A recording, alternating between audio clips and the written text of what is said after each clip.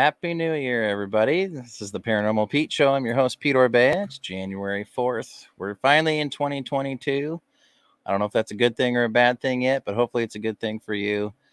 Thanks for listening. We're on Let's Talk Radio, WLTK-DB.com. You can catch the show on the website. You can catch the show on Facebook under WLTK-DB or my page, The Paranormal Pete Show. You can also catch the show on Twitter and LinkedIn, YouTube, and Twitch, pretty much everywhere out there, all under WLTK-DB. If you haven't been to the website yet, definitely go through that and check it out. There's a lot of great stuff on there, including our station merch shop. So if you missed out on getting some stuff for the holidays for friends and family, definitely go on there and check it out. You can get show t-shirts and banners and pretty much anything you can think of, you can get. So definitely check that out. And be sure to check out all the other shows that are on the airwaves here. So there's a lot of great content throughout the week. And definitely try and catch other shows if you can. If you miss the live version, as often we do these days because we're so busy, all the shows are archived. So you can check them out on the website as well.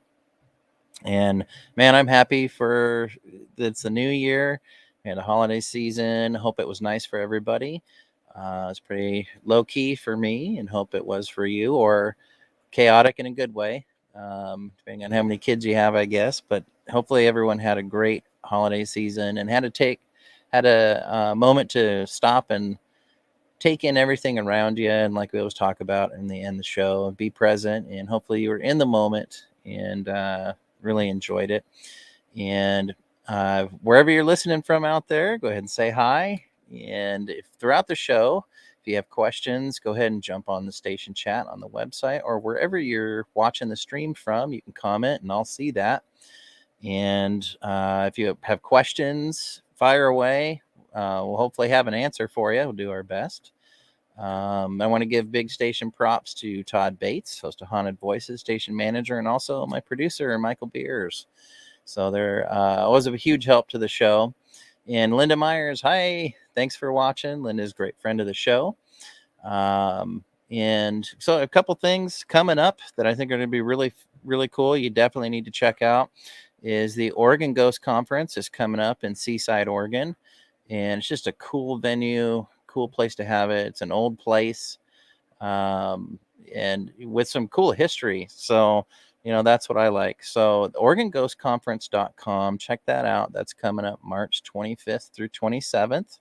And they didn't do it in person last year, understandably, but this year they're going for it. And I'm going to be there, and I'm excited to see everybody. And it's a great conference. So if you get a chance to go to Seaside, Oregon, it's right around spring break time. So a good excuse to get out of town.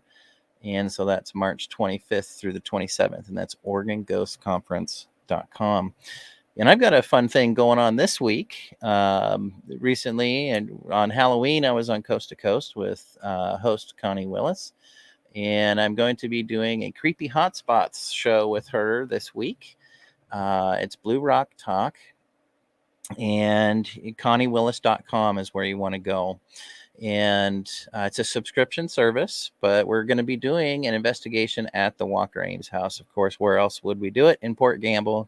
It's an awesome spot. So tomorrow is an interview talking about the history of the location. And then Friday night, it's an investigation. And I'm excited to have members of the Olympic Peninsula Paranormal Society, Team Ops, investigating with me to help me cover the whole house. And then next week, we followed up with any evidence captured. So check out ConnieWillis.com. I'll be doing the Creepy Hotspot show this weekend. So I'm stoked for that. Got a new laser grid I can't wait to try out and set it up in one of the hallways up on the second floor of the house, where recently a shadow person was captured on video. So I'm hoping that we can capture something with the laser grid there. So that's coming up. And of course, I've got a ghost walk and a special investigation this month. Go to PortGambleParanormal.com and you can get tickets and see the dates. I do one tour and one investigation per month through April.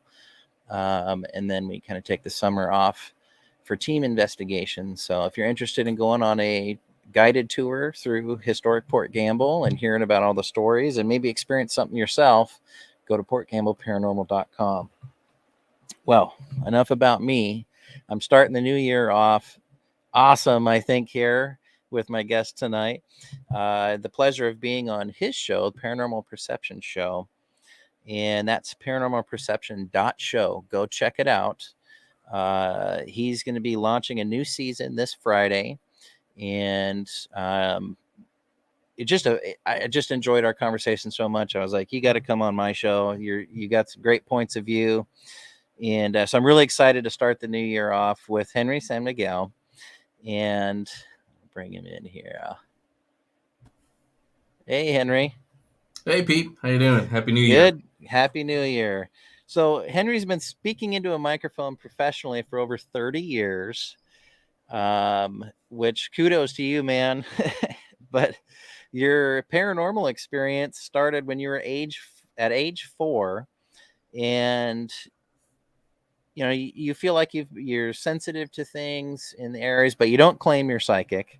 Although I may beg to differ if you're that sensitive. But so tell us what you do. Tell us about your show, Paranormal Perception Show, and how long you've been doing that. The show, well, like you said, the show's it's going to be its 5th year this Friday. So I've been doing that for 4 years. I've been doing podcasting for going on 12 years, almost 13 years at this point. The other one, radio, that's where I've been talking on this for 30 years. That's pretty much my entire life. I was almost 10 years old when I totally by accident got introduced to my life. And I've never had a quote unquote a real job. It's always been something in front of a camera, in front of a microphone, something in entertainment. So I started with music though. It wasn't paranormal or supernatural or anything. It was playing music. And it wasn't until around the turn of this century, and I feel ancient when I put it that way, around 1999, 98, 99, around there, when I made the switch from music radio to talk radio. And I was already familiar, you mentioned it a second ago, I was already familiar with Coast to Coast back then with Art Bell when he started that one. So I already knew that. And as far as the paranormal, if you want to get into that one, well, it's an experience now. I call it that, but I didn't see it as that. I saw it. I was terrified. I was 4 years old, and I don't remember why I was up at like 2, 3 in the middle of the night. But I remember the way my room looked at the time that I was in my bed, and to my right was the closet, and the door was open, and there were people coming out. They were just walking out, and as a little kid, I was like, wait, who are these people? Where are all these people in my room? Where did they come from? Now they didn't look like monsters or anything, nothing scary. But what was scary to me was the fact that there's people in my room. There aren't supposed to be people in my room. So it took me a while, and I still remember it. I mean, it was decades ago at this point. But okay, I'm not that old, but it was a while ago. But I still remember like it was yesterday, just because it was that. It was such an impression on me at 4 years old. Yeah. And something like I can look back on now. That is what started my interest, number one, and my journey into wanting to know more and learning more, and who and what did I see? What was it? When I was 4, though, when I saw those people, I saw them. It clicked. Like, hey, it's people in my room, and then I just put the covers over my head. And that's it. That's the ultimate shield, right? Yeah. The sheets over the head. When you're 4 years old, yeah, it is. whatever you can believe in that works, it'll work. Hey, everybody, thanks for chiming in. Yeah. So yeah, go ahead. I was just gonna ask. So they didn't look like monsters; they looked like people. Do you remember? Like, did they look solid? Like they did. They were there. Like it was an actual physical body. It did, because back then, I remember. I want to say now. I don't remember when. Not the time on the clock, but I remember what time of the year it was. But I want to say, thinking about it now, probably was around this or December, around Christmas, because when my mom was still alive, they used to have a huge Christmas parties, and everyone in the neighborhood literally would come be at our house, even people I didn't even know. So at first, it wasn't that strange to wake up and see strange people walking around the house, but when they kept coming out of the closet, that's when I was like, wait, how do so many people fit? It's not a clown car, it's not a clown closet. So Yeah. how do so many people fit in there? And the next morning when I woke up, they weren't there anymore, obviously. But when I woke up the next morning, I remembered it clearly. I don't remember. I don't remember if I asked my mom if I said was somebody here or anything.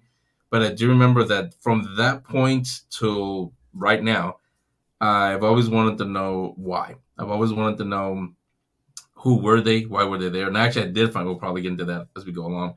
I did find out, but well, I think I find out who they are. Right there's a I used to live. This house was back in San Francisco. I think you and I talked about it before.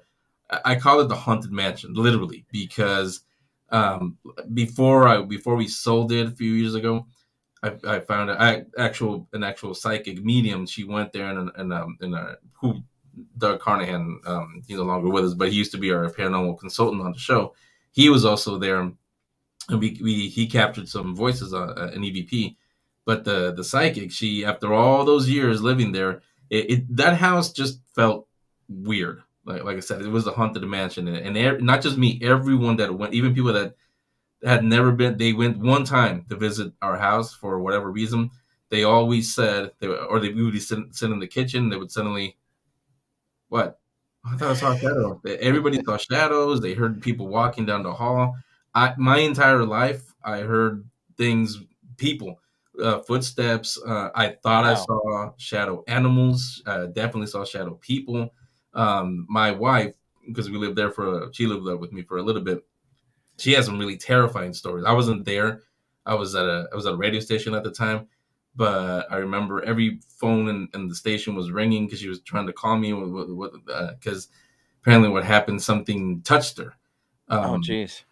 I mean, people that are old enough remember that old commercial, "Reach out and touch." That they actually did, and it wasn't in a Casper the Friendly Ghost kind of way. It was scary.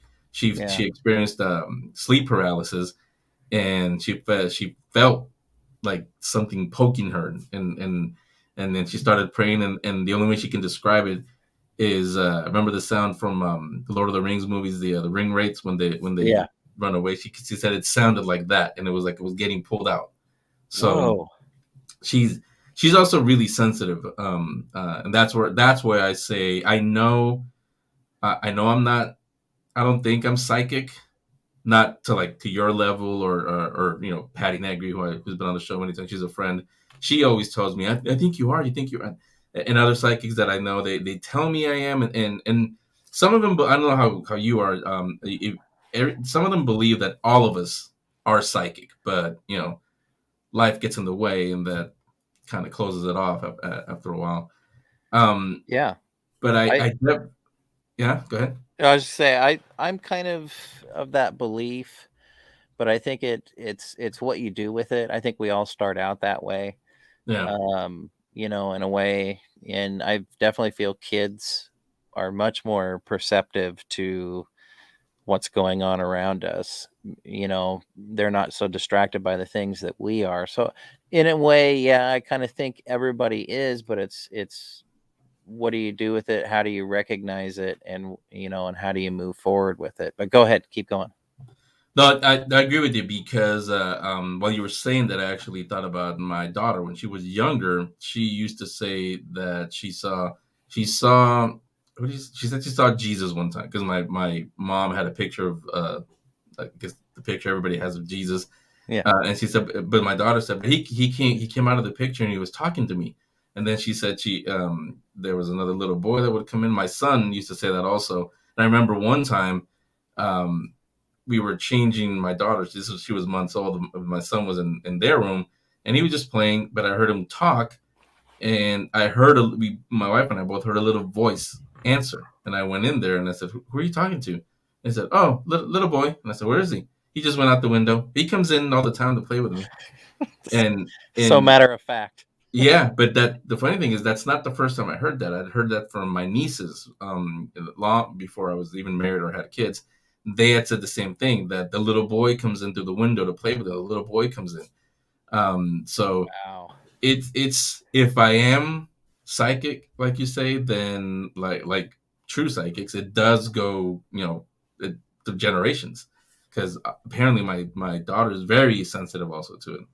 Yeah, I really believe that it can be passed down. Well, is it okay if I ask? Um, did your mom ever express anything that would make you think that maybe she was psychic or sensitive, or maybe your grandparents, anybody, in the older generations? No, I mean, part of it kind of feels like the interview that we did where you told your life story. Yeah, Henry, this is your life. No, I honestly, I don't know my full story, because a little bit like you, I was adopted, so I never knew my real parents, my adopted parents. They're the only parents I knew my entire life, and right. my dad was total, skeptic. He didn't believe. I don't believe in that. It's all baloney. It's garbage. Yeah. Yeah, he didn't say that word, but I'll say baloney. Um, my mom was the opposite. She didn't believe, but she was very religious. So anytime Okay. anybody would say something like, "Oh, we saw a shadow," we heard that. No, no, we don't believe in that stuff here. But I knew there was something there. So no, it wasn't from them. Now, like I said, I don't know who my real parents are. Sure. Maybe they were gifted. I just don't know. Yeah. Well, that's interesting, and that would be quite the thing to find out. But I do think it is kind of passed down. And gosh, that house you lived in, um, that's amazing that your kids are talking about this little boy, and then you remember your nieces way Yeah. before that talking about the same thing, which kind of validates that in a pretty good way. Well, there's a You know, third person, because we used to have my dad used to have rental property there. There's the daughter of one of the tenants. She said the same thing. She said she saw the little boy come in also. So that's three people who say they saw him. now when before you sold it, did your psychic medium, did they pick up on this little boy, or a little boy? Not the little boy, but we found it because this house was built in 1906, I think. So I don't know if it survived the earthquake, the big San Francisco earthquake, or it was built after, but it Yeah. was there since 1906, and so it was old. It's been there Yeah, for a that's long time. cool. That's cool. And it has a basement area, one big basement. My mom had a bunch of stuff down there. That was the hardest part to clean, because it was just so big and so much stuff. But everybody, myself included, her, everyone that went there, nobody really said anything, but nobody wanted to go down there because it just felt weird. The air felt heavy, and it Yeah. felt scary. It was what a lot of people said. And it wasn't until, like I said, until we were getting ready to sell, and we wouldn't. We had to clean up that whole basement area when the psychic went in. I wish I had it prepared, because I actually have the EVP where we caught his voice. But we went down there, and she through her, the guy's name is Thomas. There's a guy there named Thomas, and the basement area he's from the Civil War era, and the basement area was his workshop. The house, everything that's there wasn't there. That didn't exist in his time. So that was his workshop, and through her we got his story. And the story was that he lived during the Civil War era. I want to say he was a blacksmith, because he like work he liked to tinker, he said, and he had horseshoes and the anvils and everything, and Okay. he had a son who actually died in the Civil War, an older son, and then he had a middle daughter who was in his time was about to get married, and that's actually how he connected with him, because he said. As a father, did you approve of the marriage? And said, "Hell no, I didn't approve of the marriage." So he connected with Doug that way. Um, and then he mentioned that he had another son, and the psychic, she asked him, "Well, where is he?" And he said, "Oh, he died of, he didn't say of what, but he died really young." So I didn't say anything, but in my mind, I was like, oh, maybe that's the little boy that's been playing with the other little kids that come here. Yeah. Oh, that's what an incredible house. Yeah. And, Well, that was just the basement. The house itself, apparently there oh, was a whoops. portal there. Wow. Wow, that sounds really interesting. One interesting fact I'll throw in before we take a station break here is all the lumber, or most all of the lumber that rebuilt San Francisco after that earthquake and all the fires, came right out of the little mill that was here in Port Campbell. Really? Yeah, they had strong ties to San Francisco, and I mean that's predominantly where the town was shipping major big shipments out of, was San Francisco. But pretty much all the lumber that rebuilt the town after the fires and everything came from the mill up here where I live. I bet you Isn't that some of it is crazy? in my house. Yeah, I didn't even know that. Maybe. I mean, who knows? Small world, right? Yeah, Uh, well, my old house, not mine anymore. right. Your old house. But wow, that sounds really interesting. Well, we're going to pick back up here. We're going to take a quick station break. It's the Paranormal Pete Show. I'm your host, Pete Orbea, and we're on tonight with Henry San Miguel from the Paranormal Perception Show. And what a way to kick off the new year. Great stuff. We'll see you in just a minute on WLTK-DB.com.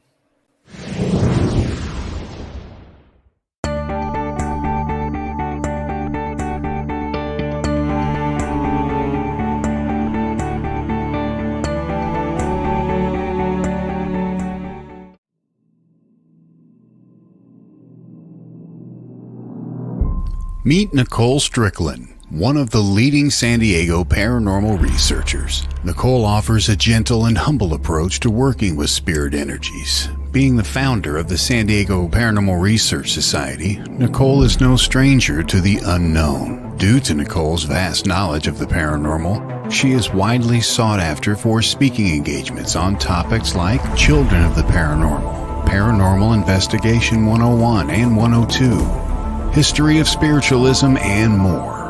Not only does Nicole research the afterlife, but also writes about it, and is the author of several books pertaining to the paranormal and its history. She has appeared on television shows like My Ghost Story, Travel Channel's Famously Afraid, Good Morning San Diego, and more. Have a conference or event coming up? Contact Nicole on her website, authorNicoleStrickland.com. That's authorNicoleStrickland.com.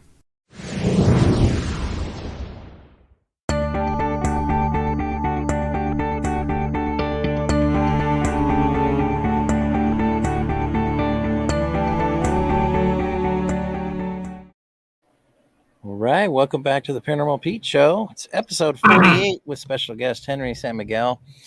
And gosh, episode 48, that's pales in comparison to how many episodes you've done on your show. You're coming up on your 5th season. You can find Henry's show at paranormalperception.show.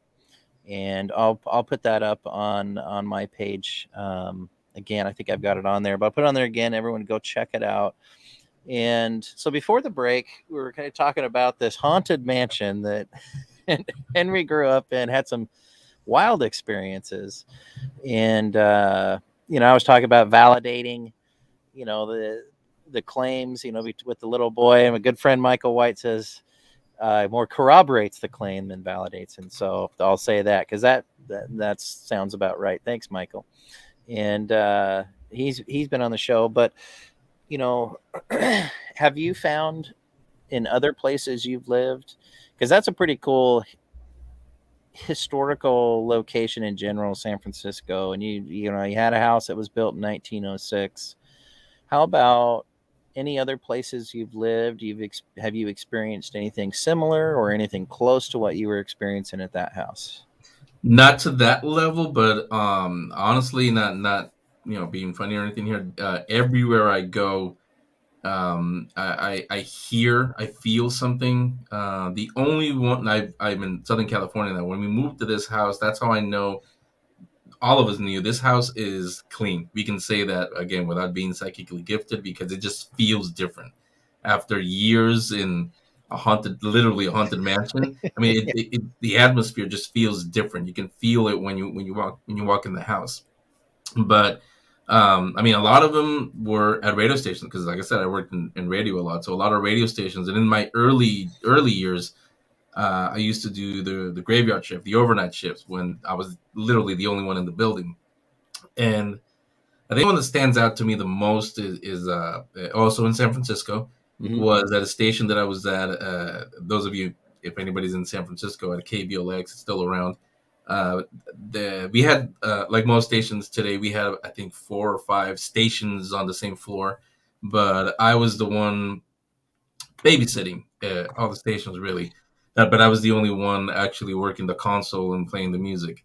And I remember it was late at night, and I looked over to just glanced over to the other studio, and I saw a pair of hands moving the console, which was no big deal to me because I see that all the time. So I realized, wait, I'm the only one in the building. Yeah, it's just me. And when I turned, of course, they were gone. And not just me, everyone else that was there doing who worked the overnights also, they also said that they always felt like they weren't alone there. They would always hear people, because it was a big station, and it was like like a circle, of the hallway was a circle. So you would, and I don't know what it is. I guess it's an unwritten rule. Every radio station, they had the main studio is on one side of the building. The bathroom is all the way on the other side of the building. I don't know why, but when you have to, you take a break, go to the bathroom. When people come back, at that station they would find things moved. A door that they left open would be closed, or vice versa. And again, they're the only ones in the building. Like, we had cameras everywhere, security. Nothing was ever caught. Nobody was there. So, and me, like I said, radio stations, I've felt it, but everywhere I go, like when we cover live events, when we go do Paracons, or with the other show, when we go to San Diego Comic Cons, or big conventions, in the hotels, it's always something. And in fact, with the first time we did San Diego Comic Con, I don't know if have you heard of the Horton Hotel in San Diego? I think I've heard of it, but I don't know anything about it. Yeah, that's supposed to be one of the not the most haunted. The Whaley House right down the street is the most haunted.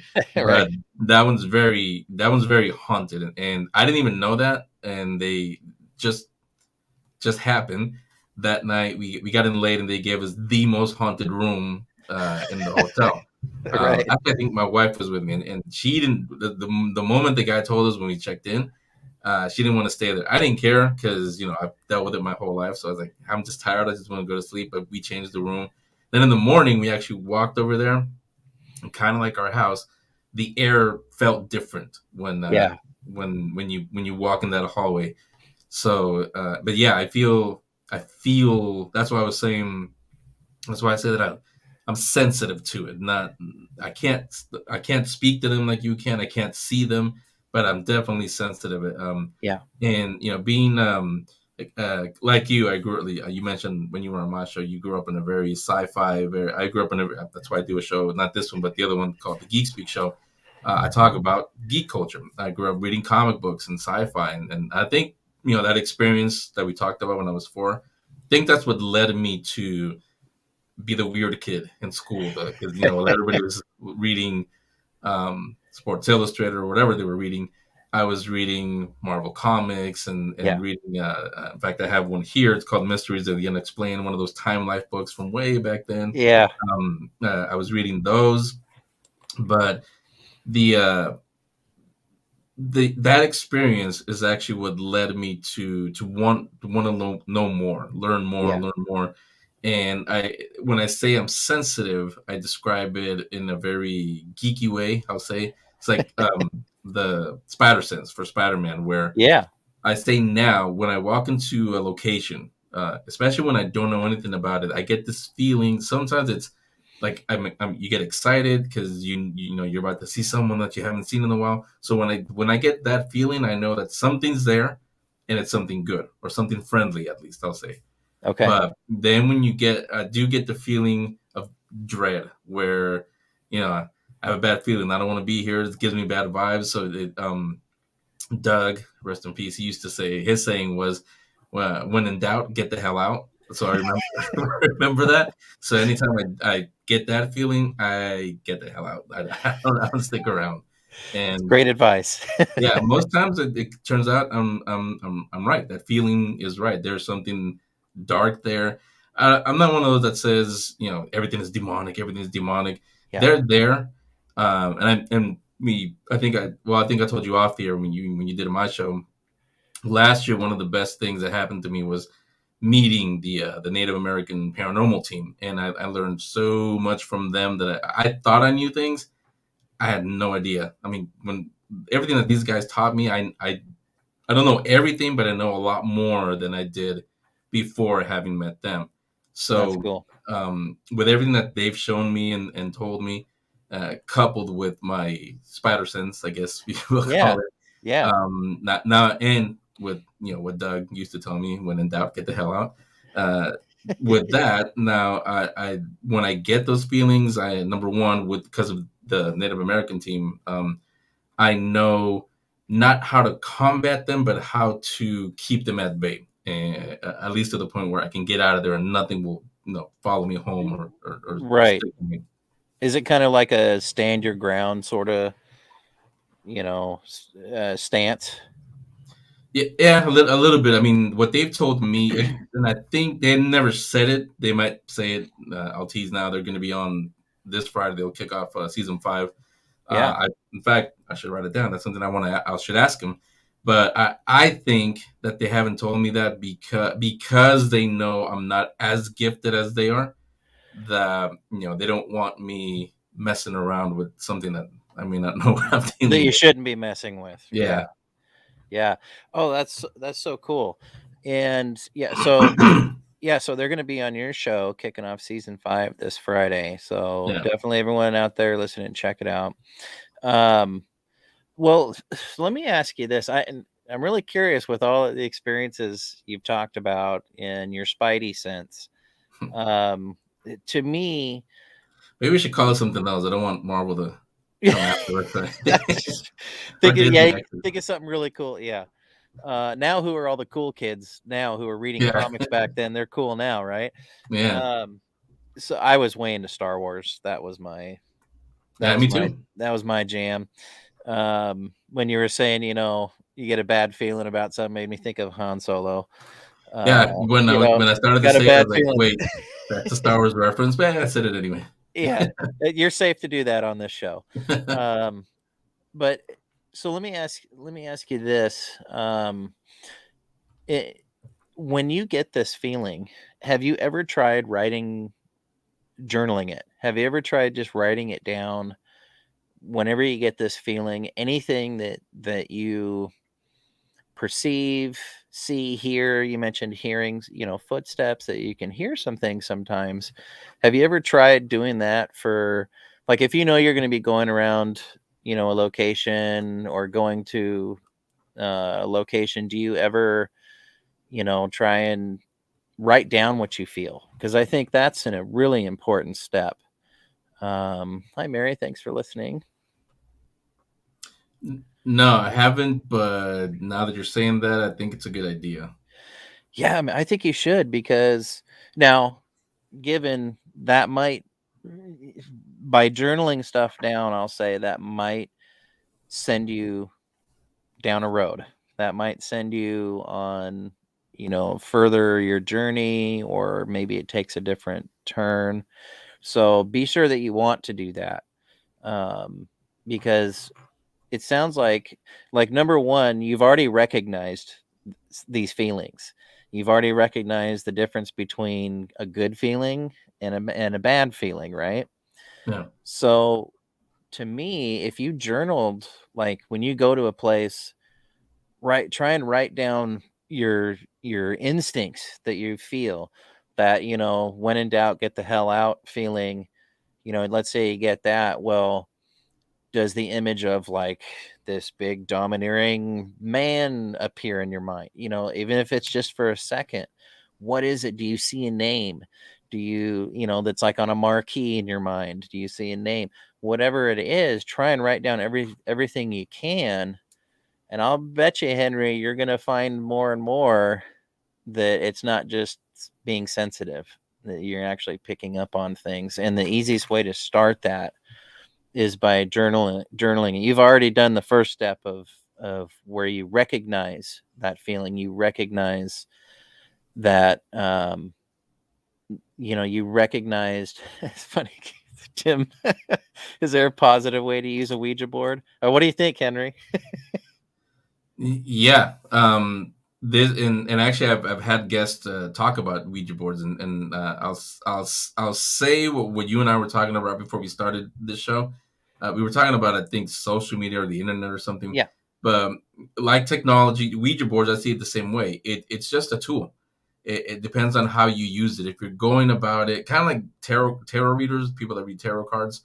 If you're angry, if you're negative, and you're going to do a reading for somebody, chances are pretty good everything's going to come out bad.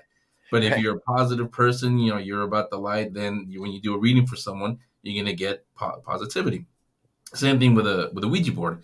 If you're going in there trying to summon, demon so and so, or I need help with, I'm in a tough spot and help me be famous or whatever, you're not going to summon anything good. But if you're just going about it with an open mind because you're just curious, then you got to be careful. But chances are even lower that you're going to bring in something dark. Yeah, well said. And it just speaks to, hey, Leslie, thanks for listening. It really speaks to intent, and that kind of backs up what I was just talking to you about. Is you got to, if you want to further what you've got, whatever senses you have, writing it down is the best way to that, because then you'll start to see patterns. Let's say in 2 months you've done a great job journaling, and in 2 months you're like, every time I get the when in doubt, get the hell out feeling, I get this. I feel this way, or I feel a certain part of my body feels this way. And it just helps you kind of learn yourself. And you may be surprised at what you start feeling and perceiving. So are you saying, am I looking for patterns or what am I looking for? Well, you've kind of recognized the difference between good and bad, right? Or, what you think is good and bad.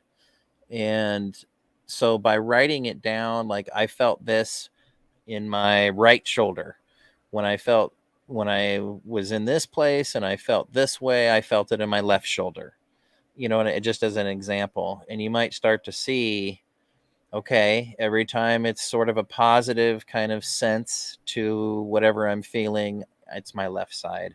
It just helps you further recognize how your body is feeling energy, because it sounds like to me you're feeling the energies, and you can even kind of feel if it's something you should look at or not. You're kind of right there, as to being a psychic.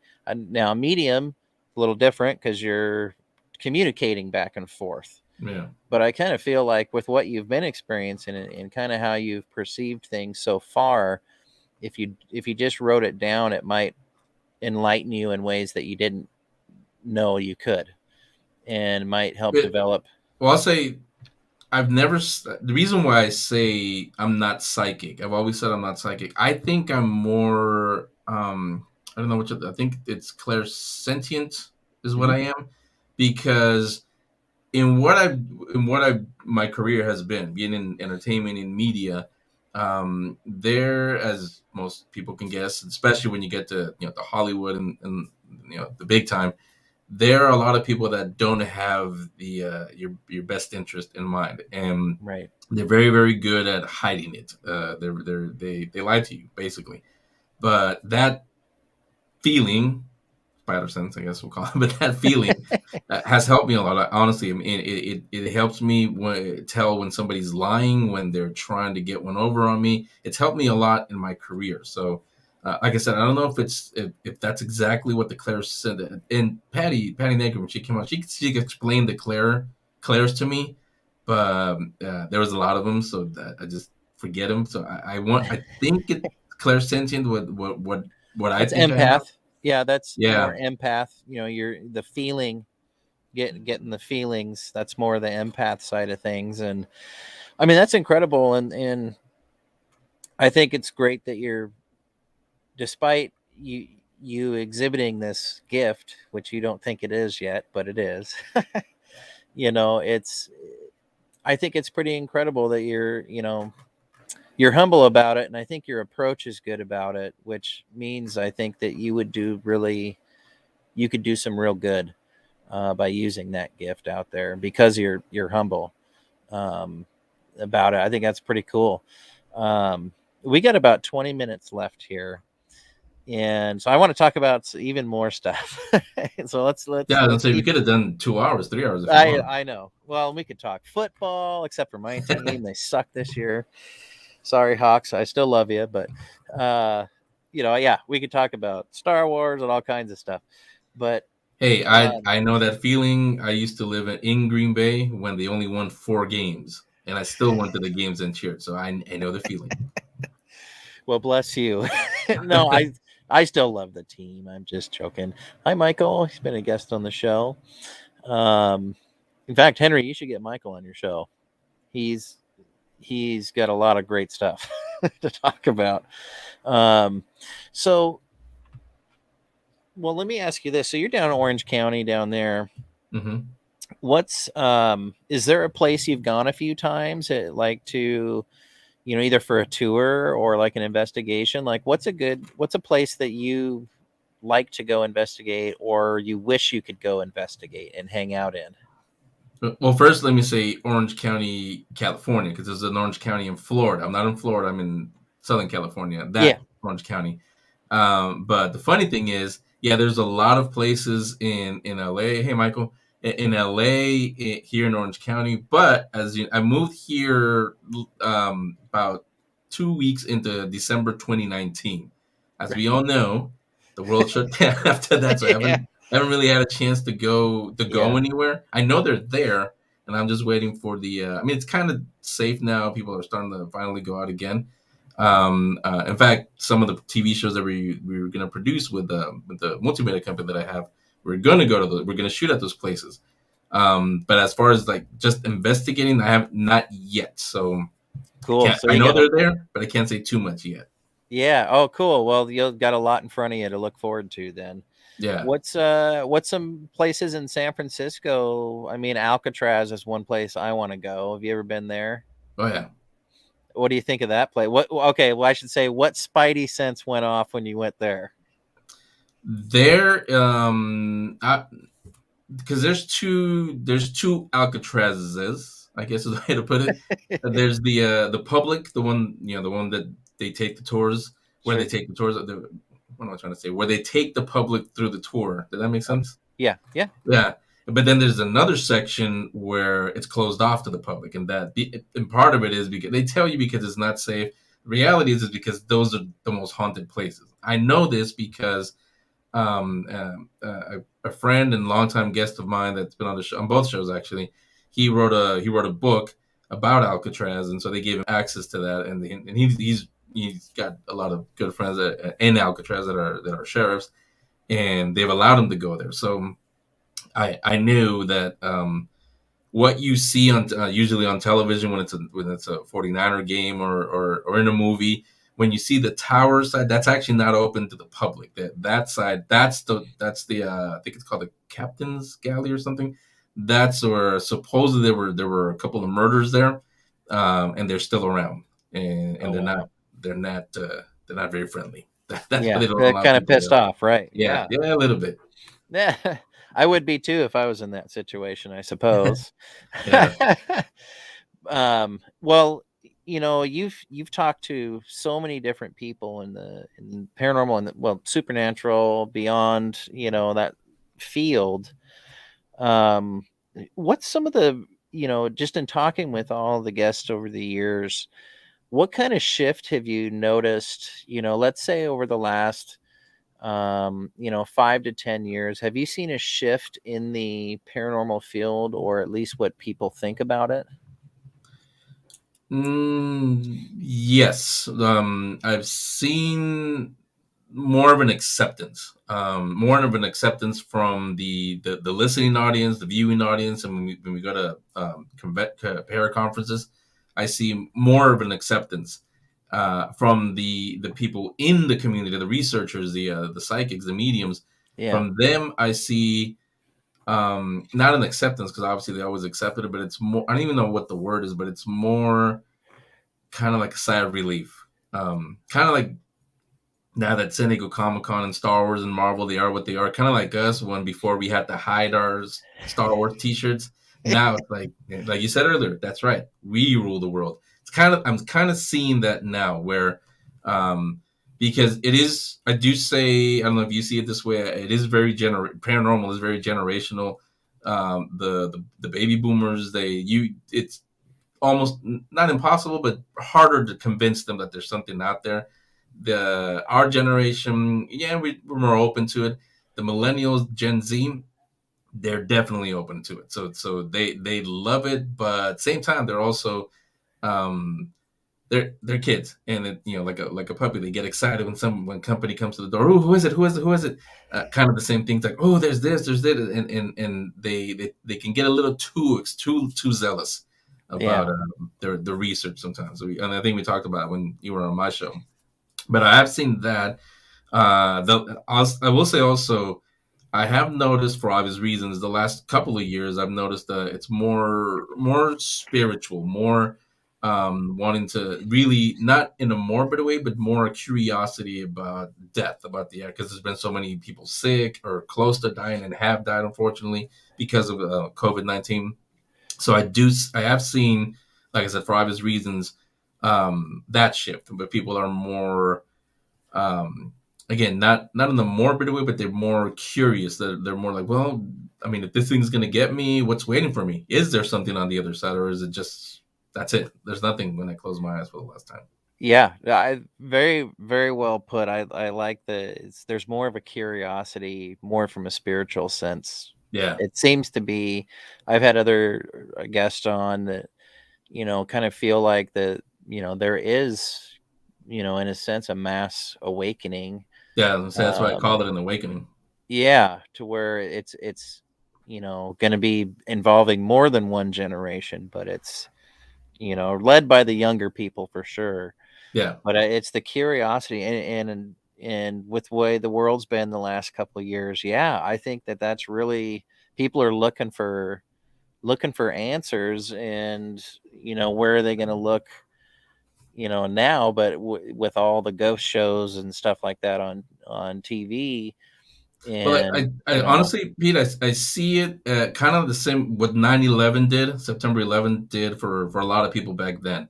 That was an awakening, if you want to see it that way. But people wanted to know more about geopolitics, like why would somebody hate us so much that they want to come over here and knock down our building? So people got a little bit more interested in politics more than they sure, probably would have before that. Same right, thing here.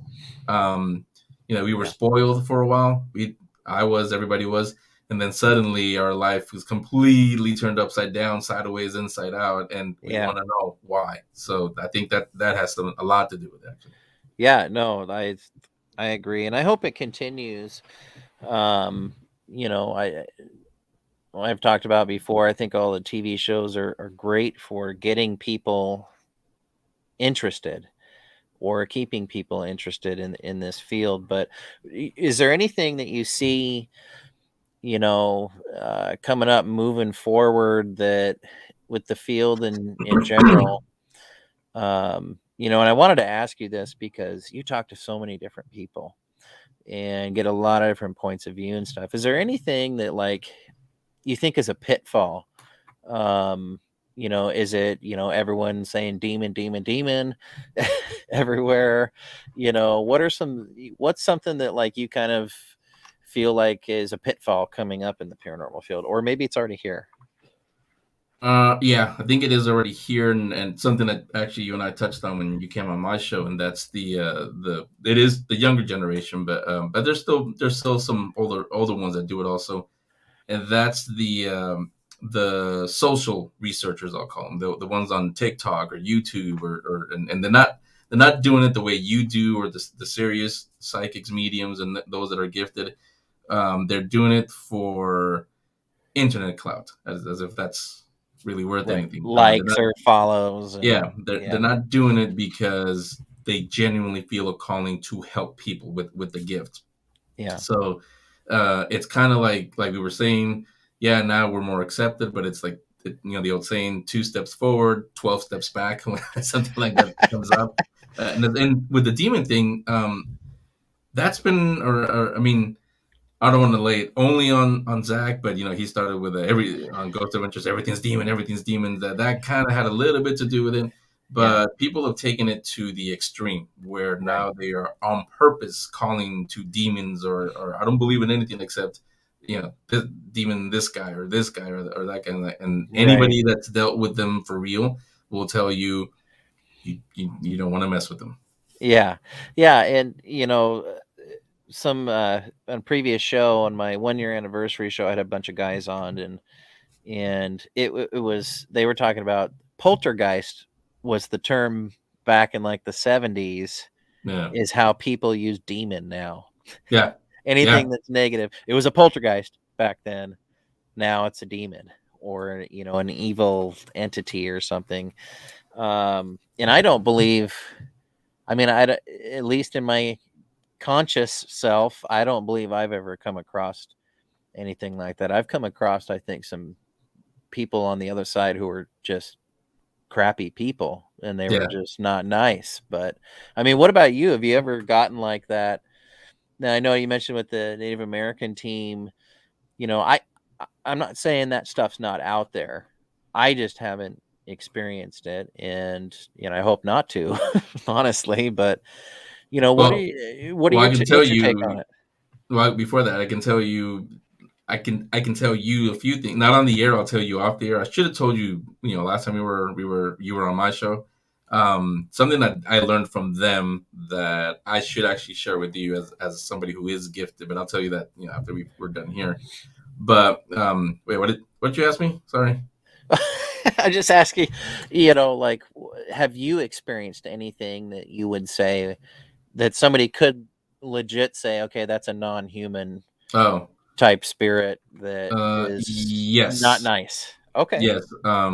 Not directly. I can 2 times in my life. I can say one was when I guess I can say I didn't know anything. I knew something was out. This is after my experience at 4 years old. So I knew there was something out there. Right. But I wasn't aware of the dark ones. And this was something that I now knowing what I know, I think it was trying to latch onto me and just bring me down to a really bad place. I thank God, or whatever it was, got out of it and got me away from that thing. The second time, good thing, was with trained professionals. So they didn't call it on purpose. We knew it was there, so they didn't antagonize it, but they called it out, and it came out. It was like, all right, you want me? Here I am. What are you gonna do now? I stayed, like Doug used to say, I got the hell out. I'm not dealing with that. But it's just this overwhelming feeling of dread. There's no all the happiness is sucked out of the room. It's the only way I can describe it. So I know evil is real. They're out there.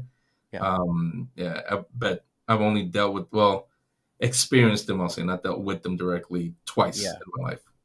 Yeah, that's crazy. I don't know what I would do if I came across something like that, but I just try and think of it as, let me ask you this. If there is this non-human entities and that they called something out and it came out, do you think that they are newer or old souls? Ancient, yeah. See, and again, I think I told you this, but dealing with the Native American team, this is something that I learned from them. That there's demons, then there's a hierarchy of demons. That like there's generals, lieutenants, in armies and real armies. They have the same thing. They have ranks. They have the higher ups and the grunts. And to them, to demonic entities, they don't care about us, really.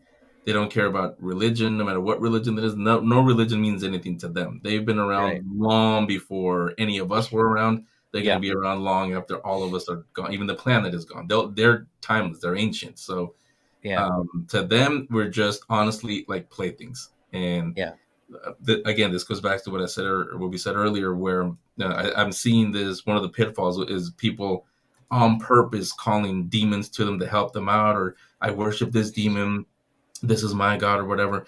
You may think you're getting what you want, but you're actually doing what they want. Right. And they're the ones reaping any sort of benefit. Yeah. Yeah. I mean, I've always, just had the impression that stuff like that is like ancient. It's been around, like elemental type stuff. It's been around for thousands of years. We'll be here, like you said, long after we're gone. We're just in their space, maybe. But anything that's, I think, newer. I don't know how do you quantify that, but newer, is got to Younger. Yeah, younger. I just feel like it's got to be human origin and not a non-human entity. I feel like it's, because people are evil. There's evil people. Yeah. And if you got evil people, you've got the potential for evil spirits too. But Well, something, and I can't say too much about it because I haven't done that much research into it. But I guess what one thing I'm going to do in 2022 is I also believe not just demonic, but I'm starting to think that they're also multidimensional.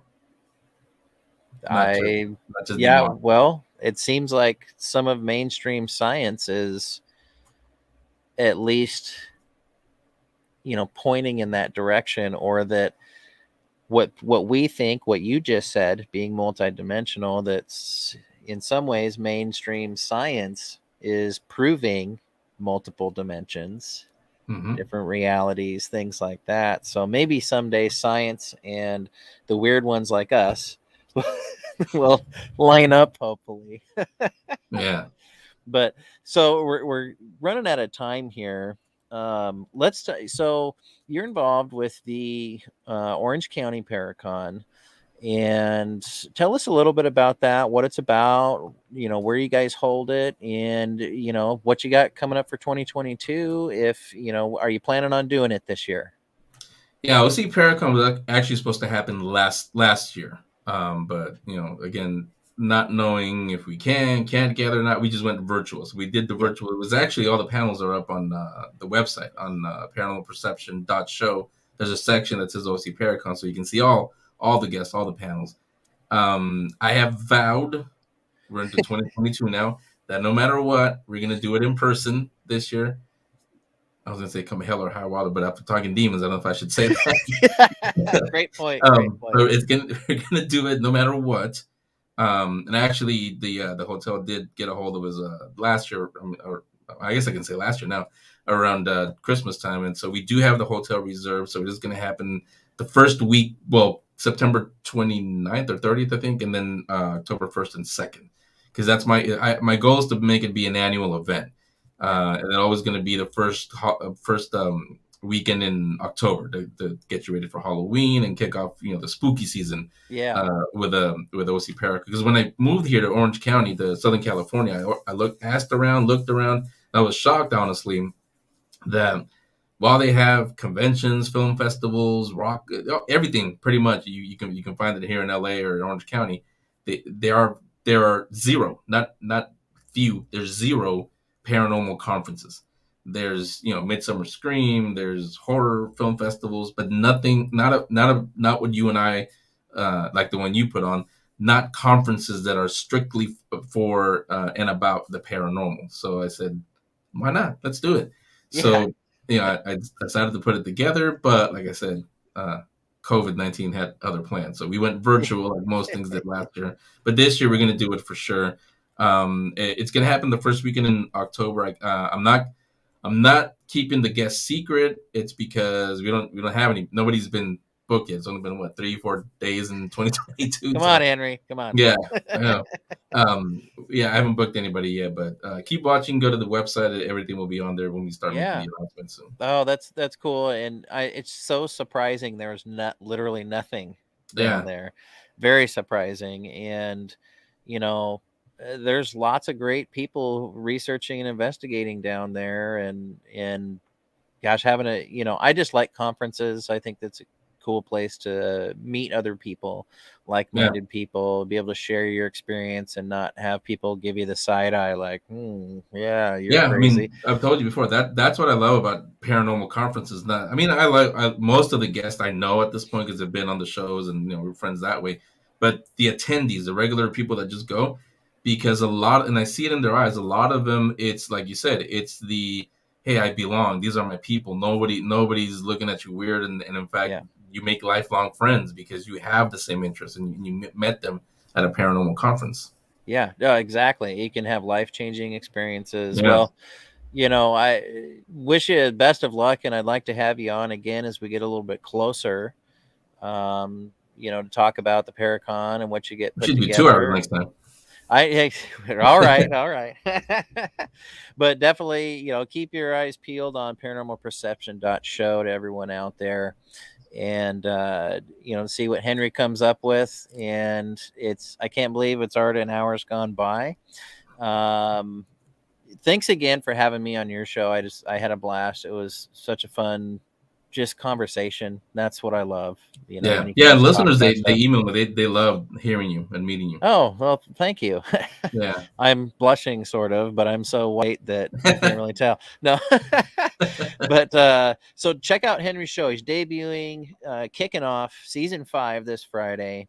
Check that out, and we'll see you here next week. And be sure you check out all the shows on WLTK-DB.com. Next week, I've got friend Sonia Jorgensen. She's an empath medium, investigator, and she's a mentor. So I'm looking forward to talking to her. Week after that, I've got Ginger Lockwood, who is a researcher who's had some really interesting experiences. So we'll be getting into that. And I'm very excited for that. And thanks, Tony. And gosh, we got some comments. Oh, thanks. Right on, guys. Thank you. Good night, Michael. Well, join me next week with guest Sonia Jorgensen. Be sure to check out Henry's show, paranormalperception.show. And we'll see you guys next week. I'm Pete Orbea, host of the Paranormal Pete Show. This is episode 48 with Henry San Miguel. We'll see you on the flip side. And I'll end my show with a toast because I almost forgot it. The past is history and the future is a mystery, but today's a gift because it's the present. Don't forget, everybody, take a little bit of time each day if you can, or at least once a week, to be present. Look at what you got around you. Be there in the moment. Hug the ones you're with. Hug everyone else virtually for a while longer. And we'll see you next week. Thanks, everybody.